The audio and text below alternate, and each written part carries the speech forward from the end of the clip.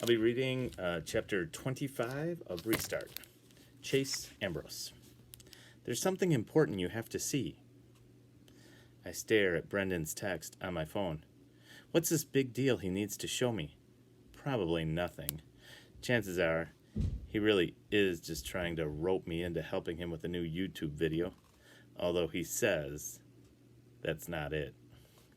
I don't care. The fact that he texted me at all is something. I haven't heard a peep from any of the video club kids since that day in the music room. Who can blame them? They all heard how I lied about the electrical fire. And they don't even know about the really bad thing I did. To be honest, I'd give anything to be part of one of Brendan's goofball videos again.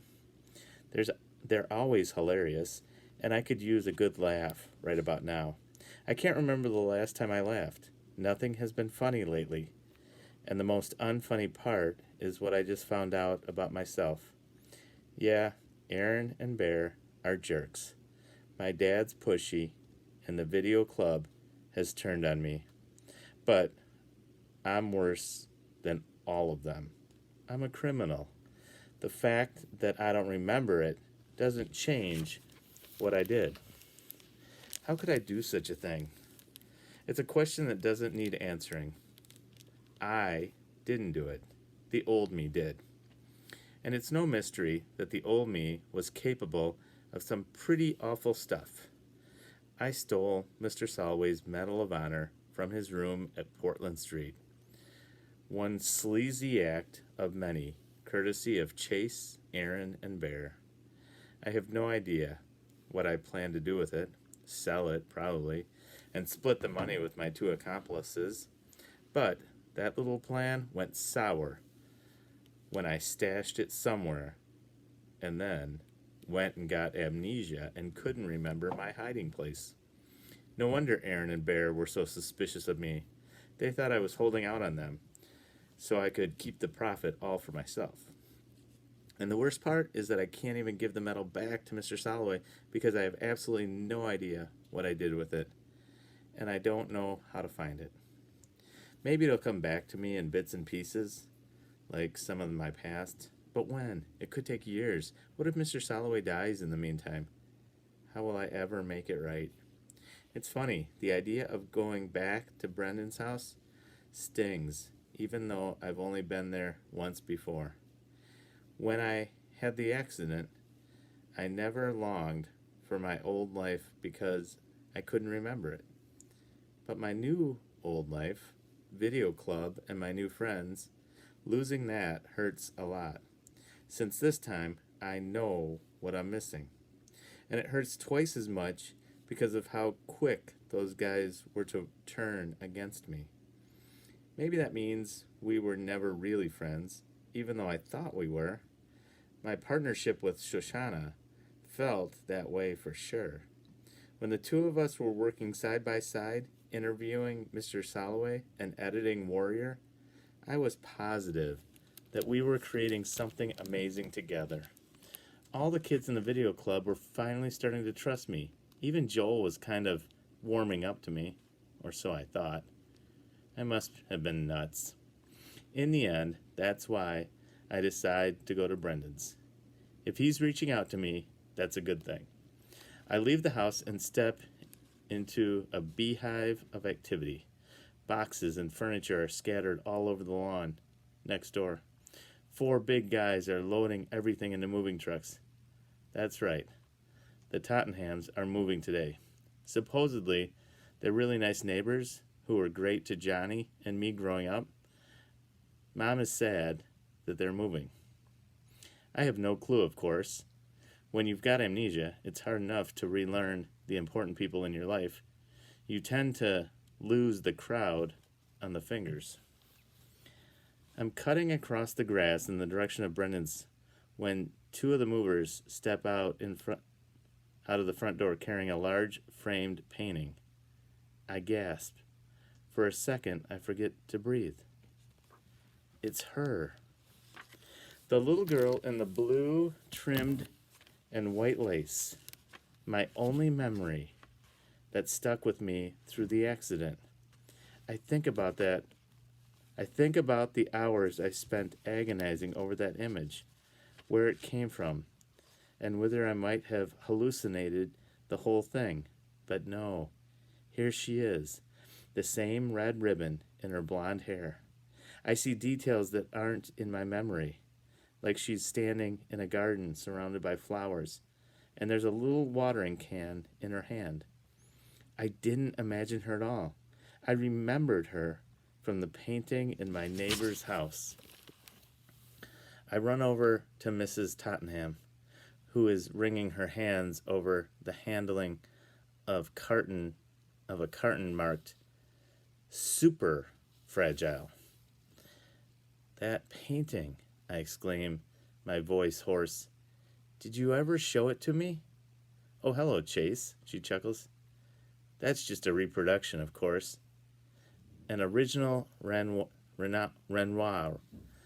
would be worth tens of millions of dollars.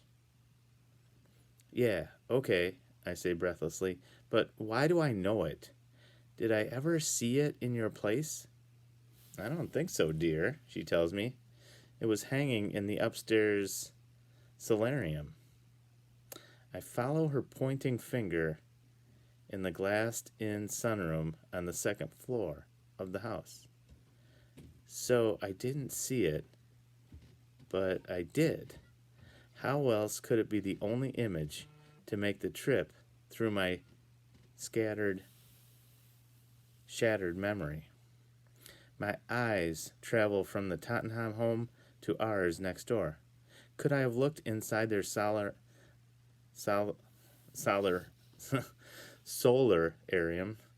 from one of our upstairs windows? No way. The entrance to our house is around the corner, facing away from theirs. Our dormer is in front. The sunroom faces nothing but a chimney and some sloped shingles. The only way to see that painting from our place would be to climb on top of our roof and peer over the peak down into the huge glass window. And suddenly, I just know. I ran back inside, tear up the stairs to my bedroom, and step out onto the porch that was so much a part of my old life. I start to climb, my rubber-soled sneakers clinging to the rough shingles.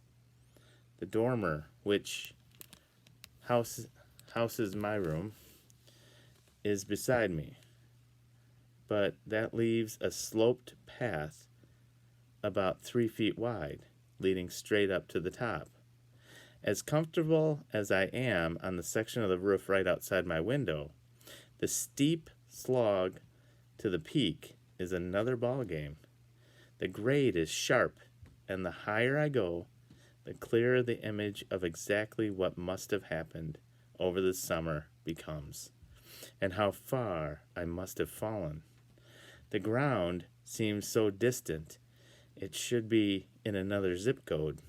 I'm amazed I didn't dash my brains out on the grass. I get on my hands and knees, and my ascent becomes a crawl. I feel a little more secure this way, especially as I near the apex, where I can use my right arm to cling to the dormer. I'm pretty scared, but I'm even more determined to get up there. For me to remember the little girl in blue must have been the last thing I saw before the accident. That makes sense, since the roof is the only place I could have seen it from.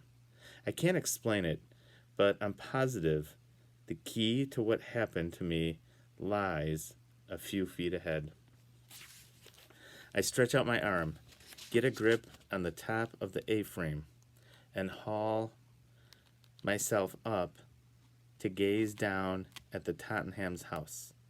There it is, the floor-to-ceiling window of the sunroom.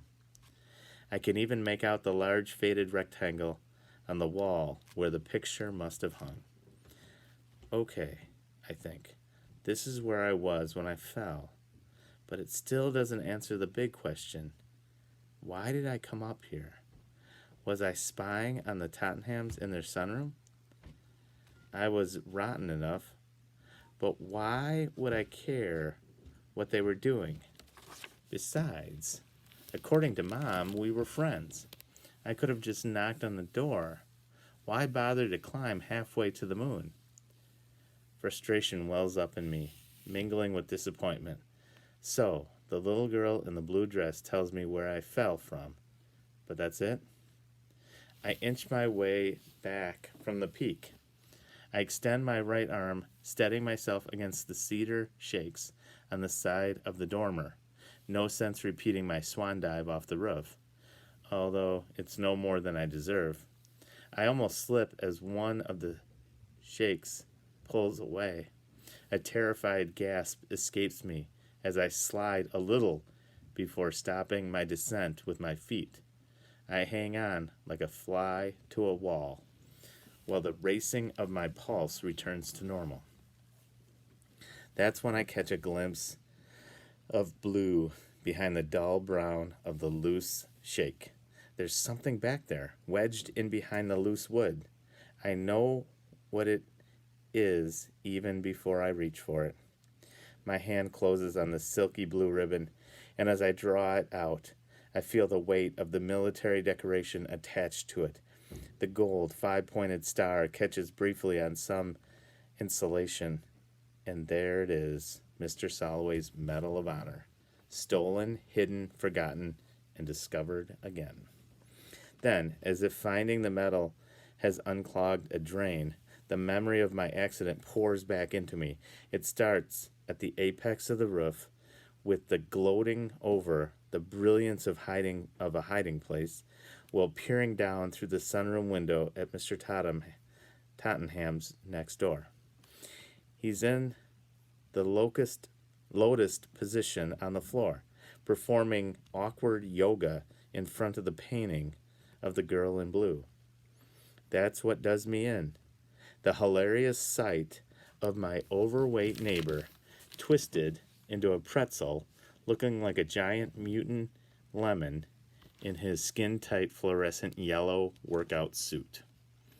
I let go for just a second, reaching for my phone, and get a picture of this one-man comedy routine, and the next thing I know, I'm skidding down the roof, the rectangular pattern of the shingles becoming a blur as I pick up speed. I claw madly at the slope, desperate for a handhold, a foothold, anything to stop my descent. It's no use. My momentum is too much. I'm falling. When I hit the eaves, I flip over a little, giving me a terrifying view of the yard as it screams up to meet me. I know, dizzying acceleration, and I brace for impact, but the memory ends there. I don't have to hit the ground a second time. So that's how it happened. The mishap that turned my entire life upside down and almost killed me serves me right for snooping on poor Mr. Tottenham. How is it my business if he wants to do yoga in form-fitting spandex? But that was the old Chase. Everything was his business because he said it was. What was I planning to do with that picture if I managed to get the phone out of my pocket? Show Aaron and Bear and the football team? Put it on Facebook? Print up 50 copies and plaster it all over town? I sigh. Who knows why that Chase did what he did? I should probably just be grateful I don't have to be him anymore. The medal clutched tightly in my palm, I climb gingerly, careful to keep both hands and feet on the roof at all times. My mind is whirling. Brendan's house will just have to wait. Nothing there can be as important as returning this to its rightful owner. I have to see Mr. Soloway. Near the eaves, I slide on my butt to the window and throw a leg over the sill. Chase? Uh-oh, Mom. You promised you wouldn't go on the roof ever again. Do I have to nail your window shut? I just blow past her. Sorry, Mom. I toss over my shoulder. Gotta get to Portland Street. I'm not finished yelling at you yet. Have you forgotten what happened to you last summer? Do you have amnesia about amnesia? I run down the stairs, calling, I'll explain later. In the kitchen, I snatch a soft dish towel off the drying rack and wrap it around the metal. I jam it in my pocket and blast out the door. He found the metal. Yay!